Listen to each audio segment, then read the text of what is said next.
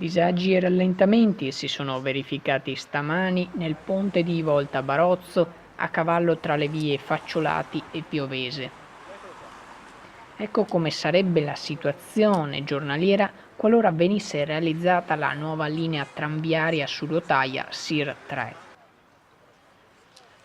Una simulazione e un grido di protesta avanzata dal gruppo di Fratelli d'Italia e dai gruppi di protesta cittadini. La linea, così come è attualmente progettata, rischierebbe di portare più danni che benefici.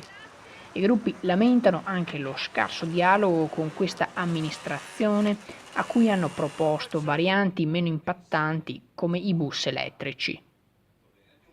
Con i finanziamenti finora raggiunti, 56 milioni, il progetto sarebbe facilmente attuabile con tempistiche e modifiche urbanistiche sicuramente meno impattanti. Fisher Channel News, Padova.